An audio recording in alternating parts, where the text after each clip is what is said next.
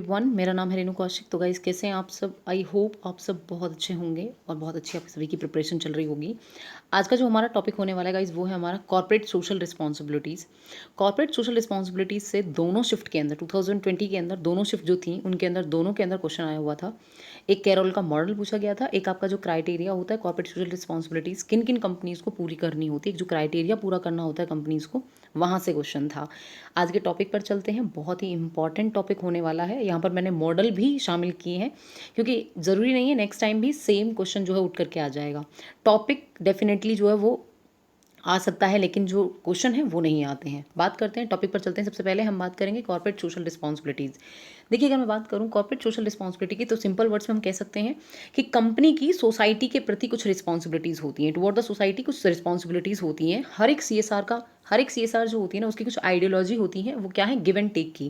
कहने का मतलब क्या है कि कंपनी को सोसाइटी से रॉ मटेरियल भी मिलता है, ह्यूमन रिसोर्सेज भी मिलते हैं। ठीक है, बहुत सारी जो चीज human as a human resources जो सोसाइटी है, ठीक है, वो प्रोवाइड करती है कंपनी को ह्यूमन, तभी तो जो है वो प्रोडक्शन वगैरह कर पाती है जिसके बेस पर वो प्रॉफिट कमा पाती है। ठीक है, तो कंपनी का भी जो है वो कुछ रिस्पॉन्सिबिलिटीज़ बनती है टुवर्ड द सोसाइटी की कंपनी जो है वो प्रोवाइड करे, एम्प्लॉयमेंट जनरेट करे लोगों के लिए, एजुकेशन की फैसिलिटीज़ प्रोवाइड करे, हेल्थ के लिए हेल्थ फैसिलिटीज़ प्रोवाइड करे, चैरिटी वगैरह प्रोवाइड करे, डोनेशन वगैरह प्रोवाइड करे, इंफ्रास्ट्रक्चर के लिए काम करे। तो वहीं पर गिव एंड टेक की जो आइडियोलॉजी है वो इसके अंदर काम करती है। कंपनीज एक्ट 2013 के अकॉर्डिंग जो हमारी कॉर्पोरेट सोशल रिस्पॉन्सिबिलिटीज़ है, ठीक है, मिनिस्ट्री ऑफ कॉर्पोरेट अफेयर्स जो है उसने नोटिफाई किया है सेक्शन 135। ये आपको याद रखना है, मैंने हाईलाइट किया है एक एक पॉइंट को, आपको याद रखना है हर एक पॉइंट को। यहाँ पर हाईलाइट जो किया हुआ है सेक्शन 135 एंड शेड्यूल 7, जिसके अंदर कंपनीज एक्ट 2013 में सेक्शन 135 एंड शेड्यूल 7 के अंदर क्या दिया हुआ है? कॉर्पोरेट सोशल रिस्पॉन्सिबिलिटी पॉलिसी दी गई है। और ये कब आई थी? इंडिया के अंदर ये आई थी आपकी फोर्स में 1 अप्रैल 2014 के अंदर। जो सीएसआर कॉर्पोरेट सोशल रिस्पॉन्सिबिलिटीज़ कहा जाता है कि जो इंडिया है ना वो एक ऐसी कंट्री जिसने सबसे पहले कॉर्पोरेट सोशल रिस्पॉन्सिबिलिटीज़ को जो वो स्टार्ट किया है, या हम बोल सकते हैं जो जिसने सबसे पहले पहल की है कॉर्पोरेट सोशल रिस्पॉन्सिबिलिटीज़ की, सीएसआर जो एक्टिविटीज़ हैं उनको पूरा करने की। ठीक है, उसके बाद हम बात करते हैं कि कॉर्पोरेट सोशल रिस्पॉन्सिबिलिटीज़ के कुछ क्राइटेरिया हैं, सीएसआर के ना कुछ क्राइटेरिया हैं। सेक्शन 135 कंपनीज एक्ट 2013 का एक थ्रेशोल्ड लिमिट डिसाइड करता है कि कौन कंपनीज होंगी, वो कौन सी कंपनीज होंगी जिनको पूरा करना पड़ेगा कॉर्पोरेट सोशल रिस्पॉन्सिबिलिटीज़ को। सोसाइटी के प्रति जिनकी रिस्पॉन्सिबिलिटीज़ होंगी, जो एक तरीके से डोनेशन वगैरह प्रोवाइड करेंगी, चैरिटी वगैरह प्रोवाइड करेंगी, वो कौन सी कंपनीज होंगी? वो होंगी जिन कंपनियों की नेटवर्थ 500 करोड़ या उससे ज़्यादा होगी, जिनकी टर्नओवर 1000 करोड़ या उससे ज़्यादा होगी, जिनका नेट प्रॉफिट 5 करोड़ या उससे ज़्यादा होगा। ये 3 क्राइटेरिया आपको ज़रूर ध्यान में रखने हैं। सबसे पहला बोला गया है कि नेटवर्थ आपकी कितनी होनी चाहिए? 500 करोड़ या उससे ज़्यादा, टर्नओवर 1000 करोड़ या उससे ज़्यादा, नेट प्रॉफिट 5 करोड़ या उससे ज़्यादा। उसके बाद लास्ट जो पॉइंट है उसके अंदर ये बोला गया है कि लास्ट जो 3 ईयर है ना, आपके लास्ट जो 3 फाइनेंशियल ईयर हैं उनके अंदर उन कंपनीज का एवरेज नेट प्रॉफिट का एटलीस्ट 2% आपने पे किया हुआ हो एज ए सीएसआर एक्टिविटी। ठीक है, ये कंपनियां क्या करेंगी? जो कंपनियां इस थ्रेशोल्ड लिमिट को पूरा करेंगी वो कंपनियां एटलीस्ट 2%, इससे भी ज़्यादा भी हो सकता है अगर कंपनीज के ज़्यादा प्रॉफिट हो जाता है, वो उनकी इच्छा पर है, लेकिन फिर भी एटलीस्ट 2% तो आप अपने लास्ट 3 फाइनेंशियल जो प्रीसीडिंग आपके ईयर हैं उनका आप क्या करेंगे? आप उनका एवरेज करेंगे। एवरेज का जो एटलीस्ट आप 2% जो हो सीएसआर एक्टिविटीज़ के रूप में जो है वो सोसाइटी के लिए प्रोवाइड कराएंगे। क्लियर हुआ गाइस? यहीं से क्वेश्चन आया हुआ था। बहुत इंपॉर्टेंट स्लाइड है, बहुत ध्यान से समझिएगा इसको। उसके बाद हम बात करते हैं कि कुछ मॉडल्स हैं कॉर्पोरेट सोशल रिस्पॉन्सिबिलिटीज़ के या सीएसआर के कुछ मॉडल्स हैं। मैंने यहाँ पर सिर्फ और सिर्फ इंपॉर्टेंट मॉडल्स को डाला हुआ है। सबसे पहले आपका एक फ्रीडमैन मॉडल है, एक एक्करमन मॉडल है, कैरोल का मॉडल है, environmental integrity and community model है, corporate citizenship model, stakeholder model और न्यू मॉडल ऑफ सीएसआर। सबसे पहले हम बात करेंगे फ्रीडमैन मॉडल की। देखिए क्या कहता है फ्रीडमैन मॉडल। ये दिया था आपका किसने? मिल्टन फ्रीडमैन ने दिया था 1962 टू 673 के अंदर। इस मॉडल का दूसरा नाम लिबरल मॉडल भी है, याद रखिएगा, लिबरल मॉडल, इसको लिबरल मॉडल भी कहते हैं। इसका जो एक मेन फंक्शन है ना इस मॉडल का, या मेन जो फोकस है इस मॉडल का, वो किस पर है? वो है आपके शेयर होल्डर्स पर। क्या कहता है ये मॉडल? ये मॉडल कहता है shareholder as a reward. ये मॉडल ये कहता है कि कोई भी बिजनेस है ना उसकी सबसे पहली रिस्पॉन्सिबिलिटीज ना उसके शेयर होल्डर्स और उसके स्टेक होल्डर्स के लिए बनती है। क्योंकि शेयर होल्डर ही वो लोग होते हैं जो कंपनी के लिए एक तरीके से प्रॉफिट अर्न करते हैं, एक तरीके से रिटर्न का जिनको अगर आप सेटिस्फाई करते हो तो वो अच्छा खासा रिटर्न आपकी कंपनी को देंगे, और जब आपकी कंपनी को प्रॉफिट होंगे तभी तो आप CSR जो है प्रोवाइड कराएंगे। तो यहाँ पर ये बोला गया है कि फ्रीडमैन का मॉडल कहता है कि कंपनी की सबसे पहली जो रिस्पॉन्सिबिलिटी होती है, जो CSR एक्टिविटीज़ जो वो कह रही है कि सोसाइटी के प्रति है, तो ये वाला जो मॉडल है वो ये कहता है कि कंपनी के लिए, एक बिजनेसमैन के लिए सोशल रिस्पॉन्सिबिलिटी परफॉर्म करना, एक तरीके से सोसाइटी के लिए वो बाद में काम करे, पहले वो किसके लिए काम करे, अपने शेयर होल्डर, अपने स्टेक होल्डर्स के लिए काम करे। तो इसीलिए इस मॉडल के अंदर शेयर होल्डर्स को एक रिवॉर्ड के रूप में माना गया कि जो भी ऑर्गेनाइजेशन है उनको जो अर्निंग होती है या उनको जो प्रॉफिट होते हैं वो किस बेस पर होते हैं, वो उनके शेयर होल्डर्स के थ्रू होते हैं। तो यहाँ शेयर होल्डर्स ही वो लोग हैं जिनके लिए ऑर्गेनाइजेशन की रिस्पॉन्सिबिलिटी बनती है। क्लियर गाइस, पहला मॉडल आई होप आपको क्लियर हो गया होगा। सेकेंड हम बात करते हैं एकरमन मॉडल। एकरमन मॉडल क्या कहता है? सबसे पहले तो ये आया कब था? 1976 के अंदर आया था। ये मॉडल क्या कहता है? ये मॉडल कंपनी की, ये मॉडल एम्फेसाइज करता है इंटरनल पॉलिसी और गोल, कंपनी की कॉर्पोरेट की इंटरनल पॉलिसी और गोल्स पर फोकस करता है, और उसका जो रिलेशन है किसके साथ है? CSR के साथ है। क्या कहता है ये मॉडल?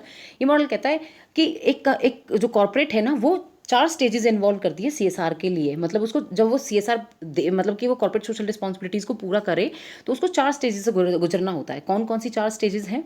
सबसे पहला क्या बोला गया है कि जो मैनेजर्स हैं ना उनको सबसे पहले फोकस करना चाहिए, एड्रेस करना चाहिए जो कॉमन सोशल प्रॉब्लम्स है ना उनको।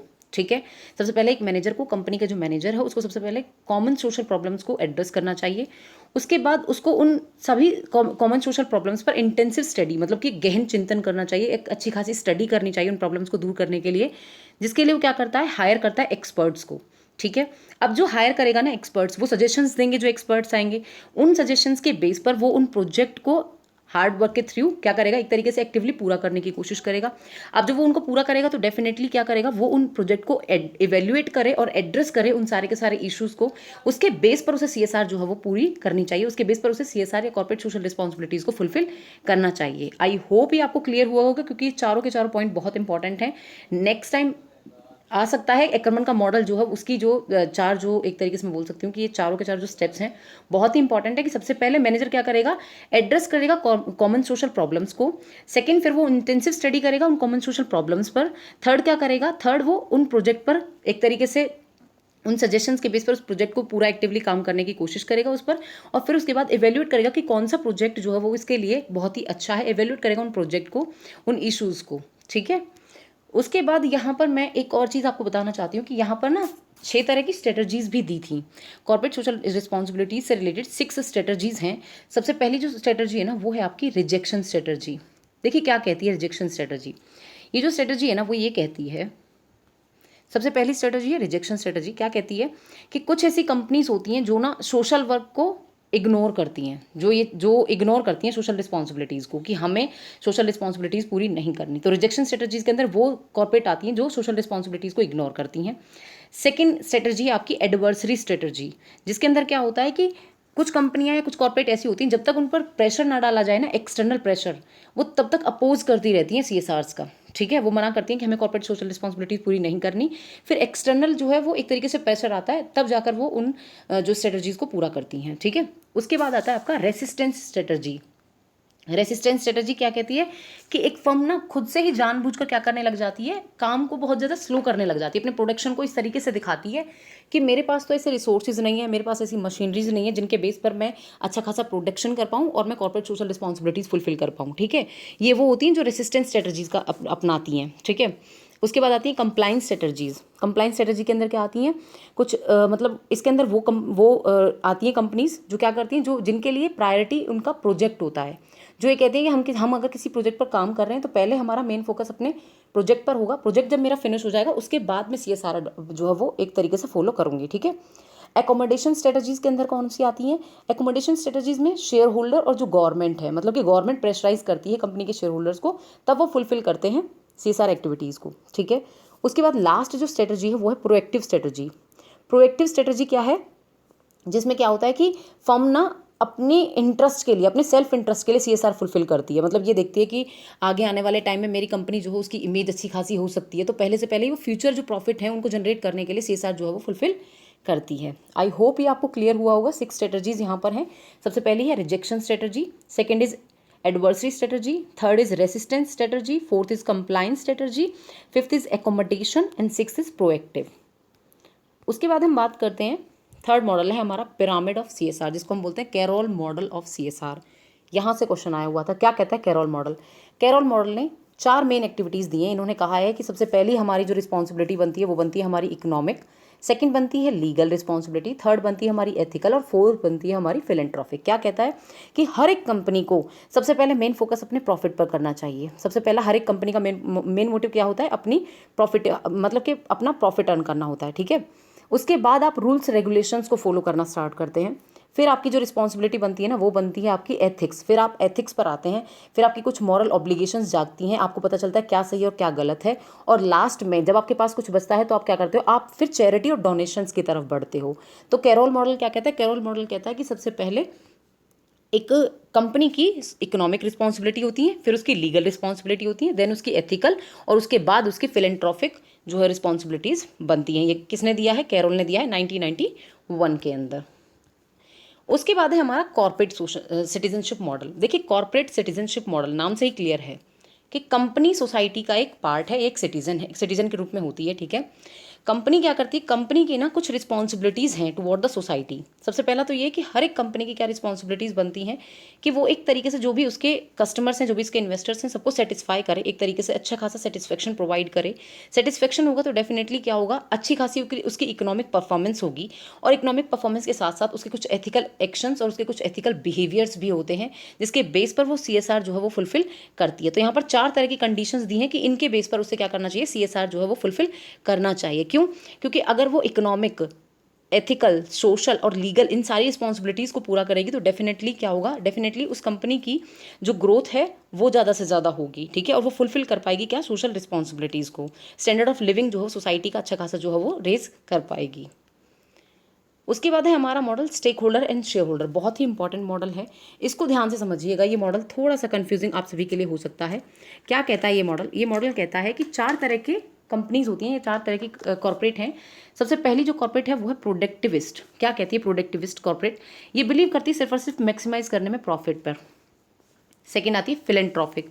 कुछ ऐसी कंपनीज या कुछ ऐसी जो कॉर्पोरेट होती हैं जो कि क्या करती हैं, जिनके जो CSR मतलब जिनका मेन मोटिव प्रॉफिट अर्न करना तो है ही है, लेकिन साथ में जो कि CSR फुलफिल कर रही हैं, लेकिन किस बेस पर, मॉरल ऑब्लिगेशन। वो सोच रही हैं कि जो CSR है ना वो सेल्फ इंटरेस्ट के बेस पर नहीं दे रही हैं, कॉर्पोरेट सोशल रिस्पॉन्सिबिलिटीज़ को वो सेल्फ इंटरेस्ट नहीं समझ रही हैं, बल्कि वो मॉरल ऑब्लिगेशन समझ रही हैं, ठीक है। उसके बाद आती हैं प्रोग्रेसिविस्ट। प्रोग्रेसिविस्ट कौन सी होती हैं, ये वो कॉर्पोरेट होती हैं जो बिलीव करती हैं कि हमारा मेन मोटिव क्या होगा, हमारा मतलब कि हम क्या करेंगे, हम प्रॉफिट को तो बढ़ाएंगे। लेकिन ये वो कंपनीज होती हैं जो बहुत चालाक होती हैं, एक तरीके से ये सोच रही होती हैं कि अगर हम CSR पे करते हैं तो डेफिनेटली आने वाले टाइम में हमें ज़्यादा से ज़्यादा रिटर्न और हो सकते हैं। क्यों, क्योंकि हमारी इमेज अच्छी बनेगी। जैसे हमने अगर मान लीजिए कॉर्पोरेट सोशल रिस्पॉन्सिबिलिटीज़ पूरी करी तो डेफिनेटली आने वाले टाइम में हमारे कंपनी के रिटर्न जो है बहुत अच्छे हो सकते हैं। तो इसलिए ये सोशल रिस्पॉन्सिबिलिटीज़ पूरा करती हैं। लास्ट वाली जो होती हैं वो एथिक्स को ध्यान में रखते हुए सोशल रिस्पॉन्सिबिलिटीज़ को पूरा करती हैं। मतलब कि प्रॉफिट तो है ही है, साथ में वो ह्यूमैनिटेरियन एक्टिविटीज़ पर भी फोकस करती हैं। तो यहाँ पर क्या बोला गया कि 4 तरह की कंपनीज हैं या 4 तरह के कॉर्पोरेट होती हैं, जिनका एक तो होती हैं जिनका मेन मोटिव क्या है, सिर्फ प्रॉफिट अर्न करना है, जो प्रॉफिट को मैक्सिमाइज करती हैं। फिलैंथ्रोपी वो आती हैं जिनका जो प्रॉफिट पर फोकस करती हैं बट वो मॉरल ऑब्लिगेशंस को भी ध्यान में रखती हैं। प्रोग्रेसिविस्ट के अंदर वो होती हैं जो सेल्फ इंटरेस्ट चाहती हैं, ठीक है। प्रॉफिट तो चाहती हैं, साथ में ये चाहती हैं कि आने वाले टाइम में हमारे, वो इसलिए सोशल रिस्पॉन्सिबिलिटीज़ पूरा करती हैं ताकि आने वाले टाइम में कंपनी जो है वो एक अच्छी खासी इमेज बिल्डिंग कर पाए और उनको अच्छे खासे रिटर्न मिल सकें। एथिकल आइडलिज्म वाली जो है वो एथिक्स को ध्यान में रखते हुए सोशल रिस्पॉन्सिबिलिटीज़ को पूरा करती हैं। तो ये सारे के सारे मॉडल आपको क्या बताते हैं, ये सारे मॉडल आपको थोड़ा सा एक आइडिया देते हैं कि कंपनी किस किस तरीके से फोकस करती है कि उन्हें किस तरीके से कॉर्पोरेट सोशल रिस्पॉन्सिबिलिटीज़ को पूरा करना है, या फिर कौन सी कंपनीज क्यों जो है सोसाइटी के लिए काम करने के लिए तैयार होती है। ऐसे क्या चीज़ें हैं जो उन्हें एक तरीके से मोटिवेट करती हैं कि वो कॉर्पोरेट सोशल रिस्पॉन्सिबिलिटीज़ को पूरा करें, ठीक है। आई होप गाइज ये आपको टॉपिक जो बहुत अच्छे से क्लियर हुआ होगा। अब बात करते हैं क्वेश्चंस की, जो क्वेश्चन पूछे गए थे आपसे एग्जाम के अंदर। क्या क्वेश्चन पूछा गया था, क्वेश्चन था कि सीक्वेंस में लगाइए ये जो CSR एलिजिबल क्राइटेरिया दिया हुआ है आपको कंपनीज एक्ट 2013 के अकॉर्डिंग, इसको एक सीक्वेंस दीजिए। बोल रहा है सबसे पहले क्या है, नेट वर्थ है 500 करोड़, उसके बाद 2% of average profit of CSR, then net profit दे रखा है 5 करोड़, देन टर्नओवर दे रखी है आपको 1000 crore, and penal action of non compliance दे रखा है आपको। देखिए यहाँ पर क्या है, सबसे पहले आपको ध्यान में होगा, मैंने आपको 3 चीज़ें बताई हैं। सबसे पहले क्या आती है, आपकी नेट वर्थ आती है। नेट वर्थ कितनी होनी चाहिए आपकी, 500 करोड़ से ज़्यादा, ठीक है। उसके बाद क्या आता है आपका, फिर आती है टर्नओवर, फिर आता है आपका नेट प्रॉफिट। तो सबसे पहले आपको सबसे पहले आपके ध्यान में यही चीज़ आनी चाहिए। सबसे पहले वो किस बारे में बात करेगा, नेट वर्थ के बारे में करेगा। सबसे पहला आपका ऑप्शन होगा ए। फिर वो बात करेगा टर्नओवर की, टर्नओवर का ऑप्शन है डी। उसके बाद वो बात करेगा नेट प्रॉफिट की, तो उसके बाद है आपका ऑप्शन सी। तो यहाँ पर अगर हम बात करें तो पहला ऑप्शन नहीं होगा, सेकंड नहीं होगा, फोर्थ भी नहीं होगा। ऑप्शन कौन सा होगा, थर्ड। क्या कहता है, सबसे पहले आपकी पॉजिटिव नेट वर्थ जो कि 5,500 करोड़ या उससे ज़्यादा। फिर आता है आपका टर्नओवर जो कि 1,000 करोड़ या उससे ज़्यादा। फिर आएगा नेट प्रॉफिट 5 करोड़ या उससे ज़्यादा। फिर आपसे वो 2% वाला जो बताया था मैंने कि एवरेज नेट प्रॉफिट कितना स्पेंड करेंगे आप, 2% स्पेंड करेंगे। देन लास्ट में बोल रहा है कि penal action for non compliance. देखिए पहले क्या होता था, पहले ना 3 साल की सजा होती थी जो भी कंपनीज जो है आपकी कॉर्पोरेट CSR की एक्टिविटीज़ को फुलफिल नहीं करती थी। लेकिन अब 2019 के अंदर अमेंडमेंट आया है, ये कहा गया है कि अब जो पनिशमेंट है ना उसको चेंज कर दिया गया है पेनल्टी के अंदर। पेनल्टी लगा दी गई है, और पेनल्टी कितनी लगाई गई है, पेनल्टी लगाई गई है आपकी कितनी, सॉरी पेनल्टी लगाई गई है आपकी 1 करोड़। जो कंपनी CSR फुलफिल नहीं करेगी उन कंपनीज को फुलफिल करनी होगी 1 करोड़ की जो पेनल्टी एक तरीके से उन पर लगाई गई है, वो कंपनी 1 करोड़ रुपए जो है एज ए पेनल्टी देगी। उसके बाद हम बात करते हैं, लास्ट क्वेश्चन है हमारा, वो ये है जो फर्स्ट शिफ्ट के अंदर आया था। ये क्वेश्चन क्या कहता है कि as per Carroll model 4 level of corporate social responsibilities. देखिए मैंने आपको बताया था पिरामिड था, पिरामिड के अंदर सबसे पहली कौन सी एक्टिविटी थी, इकोनॉमिक। देन आपकी कौन सी थी, फिर आपकी थी जो है वो लीगल, फिर आपकी थी एथिकल, और फिर आपकी थी फिलेंट्रॉफी। तो आप इसमें से पहचानिए कि पॉज कीजिएगा वीडियो को, देखिएगा कौन सी जो है वो 4 एक तरीके से कौन सी 4 एक्टिविटीज़ थी जो कि 4 कौन से लेवल थे जो कि कैरोल मॉडल के अंदर आते हैं। सबसे पहला मॉडल जो वो नहीं है क्योंकि यहाँ पर सोशल रिस्पॉन्सिबिलिटी दे रखी है। सेकंड भी नहीं है क्योंकि यहाँ पर फिजिकल एक्टिविटीज़ का या फिजिकल जो आपकी उनका किसी तरह का कोई भी यहाँ पर बात नहीं की गई थी। उसके बाद हम बात करते हैं थर्ड, देखिए फिलेंट्रॉफिक है, इकोनॉमिक है, लीगल है और एथिकल है। लास्ट बोल रहा है फिलेंट्रॉफिक इकोनॉमिक, यहाँ पर इसने सोशल डाल दिया जबकि सोशल नहीं था। क्या था, एथिकल भी था, लीगल भी था, इकोनॉमिक भी था और फिलेंट्रॉफिक भी था। आई होप गाइस ये आपको बहुत अच्छे से क्लियर हो गया होगा पूरा का पूरा टॉपिक। मैं इस टॉपिक को, बेशक आपकी वीडियो ज़्यादा बड़ी हो गई है लेकिन मैं टॉपिक को इसलिए लेके आई हूँ पूरा का पूरा क्योंकि आने वाले टाइम में क्वेश्चन जो वो कहीं से भी फ्रेम हो सकता है, ठीक है। और ये पूरा का पूरा टॉपिक जो 1 घंटे का, एक पूरा पूरा 1.5 घंटे का जो टॉपिक होता है, मैंने उसको पूरी कोशिश की है कि मैं उसको 15 से 20 मिनट की एक वीडियो में जो है पूरा का पूरा कराने की कोशिश करूँ। आई होप गाइज आप सभी को समझ में आया होगा। Thank you so much.